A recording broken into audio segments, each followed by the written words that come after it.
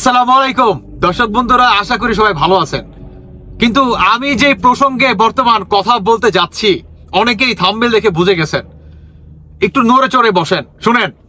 অন্তর্বর্তীকালে সরকার প্রধান উপদেষ্টা আপনার অন্যতম, তার আরেকটি নাম হচ্ছে মাস্টার মাইন্ড। আগে তার একটা স্ট্যাটাস দেখায় আপনাদের, দেখুন। তার নিজের ফেসবুক ভেরিফাইড পেজে তিনি এই স্ট্যাটাসটা দেয় যে আসলে তিনি কি বুঝাইতে চাইছে।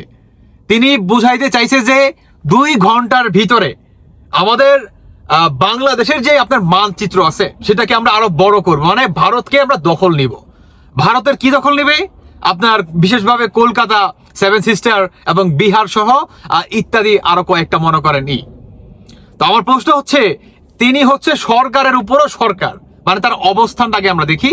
তিনি ডক্টর ইউনূসের থেকেও বেশি পাওয়ার রাখে এবং তিনি সমস্ত মন্ত্রণালয়ের প্রধান মনে করেন। ঠিক আছে, তিনি যদি ডাইনে যেতে বলে ডাইনে যাবে, তিনি যদি বামে যেতে বলে বামে যাবে, মানে তিনি মূলত যা চায় তাই হবে। এবং তিনি সরকার হয়ে আরেকটা দেশকে একদম মনে করেন ডিরেক্ট, মানে তার দেশকে মনে করেন আপনার দখল নিবে, এই ধরনের একটা স্ট্যাটাস তিনি মনে করেন দেয়। তো আমার প্রশ্ন হচ্ছে, তিনি যে স্ট্যাটাসটা দিলেন, বাংলাদেশ কি ভারত দখল করতে পারবে? বাংলাদেশের কি এই অ্যাবিলিটি আছে?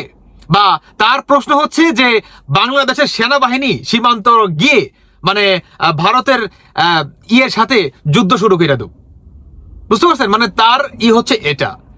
আমার প্রশ্ন হচ্ছে, ভাই, একে তো আমরা বাঙালি মনে করেন ভালো নাই, মানে নিজেদের ভিতরেই এত মনে করেন মাছের বাজারের মতো মনে করেন ঝগড়া লেগে আছে, নিজেদের ভিতরে শান্তি নাই। আরেক দিক দিয়ে আপনি অন্য দেশকে উস্কে দিচ্ছেন, যেখানে ওই ইন্ডিয়া বলতেছে যে ভারতের নাকি কলকাতা, 7 সিস্টার বিহার নাকি দখলে নিবে। এখন আপনি তো সরকার, কিন্তু আপনি যেভাবে কথা বলতেছেন, মানে 2 ঘন্টার ভিতরে নাকি আপনি দখল নিবেন। হ্যাঁ, মানে আপনার তো ওই যে কি বলে যে মামার বাড়ির আবদার আর কি, বুঝেন নাই? আপনার বাপে কিনা দিয়ে থিয়ে দিছিল, আপনার মামার কাছে বর্গা রাখছিল, এখন আপনার বাপ দাদার যে প্রপার্টি সেটা আপনি রিটার্ন চাচ্ছেন আপনার মামার কাছ থেকে। বিষয়টা তো মনে হয় এরকম দ্বারা নাকি মাহফুজ? আমার মনে হয় যে আপনি সেরকম কিছুই হয়তো বা মিন করতে চাচ্ছেন। আপনি আলটিমেটলি বাংলাদেশের প্রতিটি মানুষকে একটা গৃহযুদ্ধের দিকে আপনি ঠেলে দিচ্ছেন।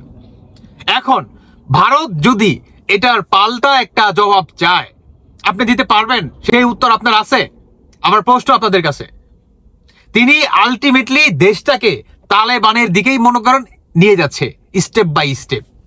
আমি বলছি না যে এরা প্রত্যেককেই মনে করেন যুদ্ধে বিশ্বাস করে, মানে যুদ্ধ করে আমাদের বিজয় হতে হবে।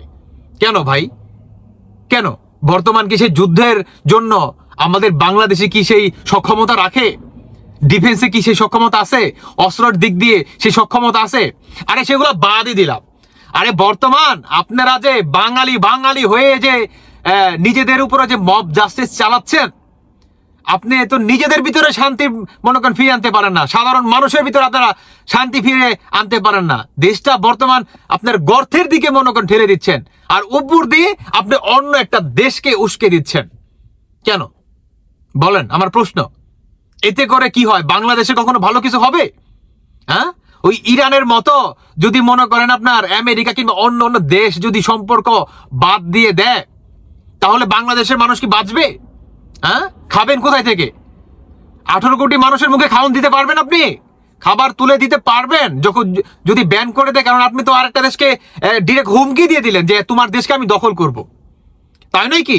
আজকে আমাদের বাংলাদেশকে যদি এরকম কেউ হুমকি দেয় যে 2 ঘন্টার ভিতরে দখল নিব, আমরা কি ছেড়ে কথা বলবো? তাহলে এখন কি ভারতকে আমাদের ছেড়ে কথা বলবে? হ্যাঁ, এটার জন্য দায়ভার কে নিবে? ডক্টর ইউনূস নিবে? না, সে তো নিবে না, কারণ তিনি ইউনূসের থেকেও বেশি ক্ষমতার অধিকারী বর্তমান। তিনি সমস্ত মন্ত্রণালয়ের রাজা, এক কথা ভালো, বুঝতে পারছেন? আর ইউনূস কন এরা হচ্ছে মনে করেন আপনার সেনাপতি। সত্যি কথা ভাই, ইনি সকল মাস্টার মাইন্ডের থেকেও কি মাস্টার মাইন্ড, মানে তিনি হচ্ছে দাদা আর বাকি সব তার সন্তান, বুঝতে পারছেন? এই হচ্ছে বর্তমান আমাদের বাংলাদেশের অবস্থা। ভাই শুনেন, বাংলাদেশের মানুষ বাঁচতে চায়, যুদ্ধ করতে চায় না, বুঝতে পারছেন? বাংলাদেশে যদি বর্তমান যুদ্ধ হয়ে থাকে, নিজেদের ভিতরে সবচেয়ে বড় যুদ্ধ হচ্ছে ক্ষুধার্ত ভাগ, বুঝতে পারছেন? আজ মানুষ খেতে চায়, আজ মানুষ খাওয়ার জন্য ব্যাকুল হয়ে গেছে, ব্যাকুল। দ্রব্যমূল্যের দাম আকাশচুম্বী, মানুষ বাজার করতে পারতেছে না, 500 টাকা নিয়ে বাজারে যায়, পেঁয়াজ কিনলে তো আলু কিনতে পারে না, আলু কিনলে তো পেঁয়াজ কিনতে পারে না, মানে আপনার 2 থেকে 3টা সবজি মনে করেন মিসিং থাকে, একটা কিনলে আরেকটা নাই। বুঝতে পারছেন? এই হচ্ছে আমাদের বাংলাদেশের অবস্থা। আগে তো নিজেদের ভিতরে শান্তি ফিরে নিয়ে আসুন, তারপরে অন্য দেশকে নিয়ে ভাববেন। আপনি বুঝতে পারছেন, আলটিমেটলি বাংলাদেশে 18 কোটি মানুষকে একটা গৃহযুদ্ধের দিকে আপনি মনে করেন ঠেলে দিচ্ছেন একের পর এক।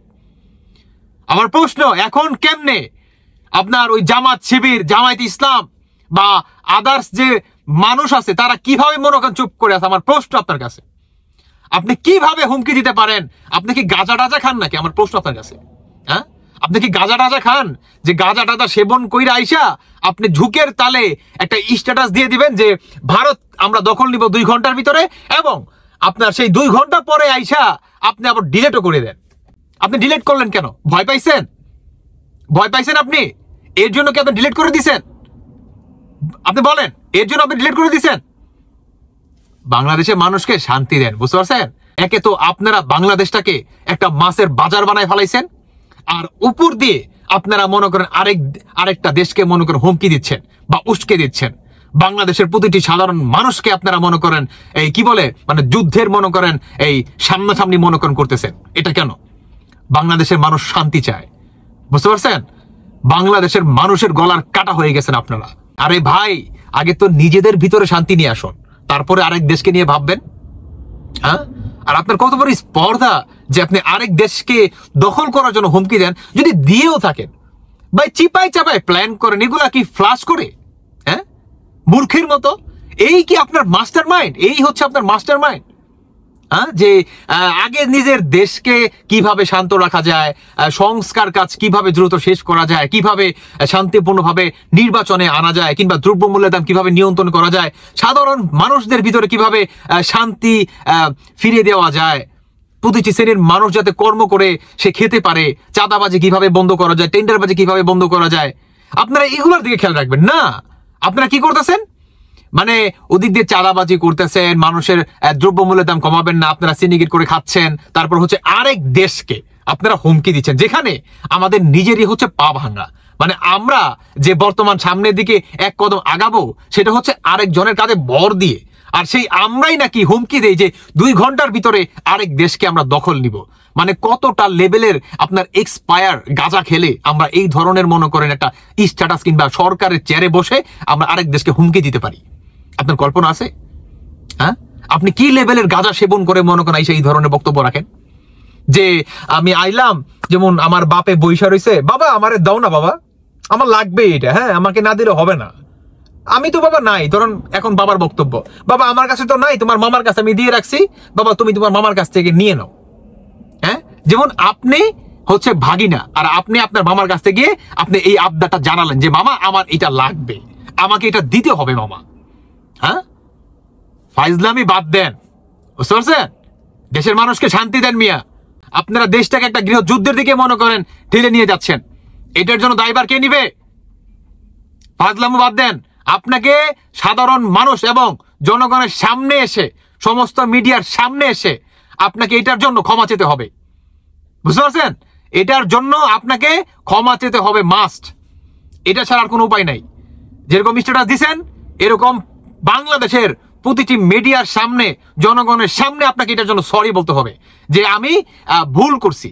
এটা আপনাকে বলতেই হবে বাংলাদেশের, অন্তত বাংলাদেশের সাধারণ মানুষের জন্য। না হলে সাধারণ মানুষ কখনো ভালো থাকতে পারবে না। এটা আপনাকে বুঝতে হবে। দর্শক বন্ধুরা, বাকিটা আপনাদের ব্যক্তিগত মতামত অবশ্যই জানিয়ে যাবেন। ধন্যবাদ সবাইকে। আল্লাহ হাফেজ। আসসালামু আলাইকুম।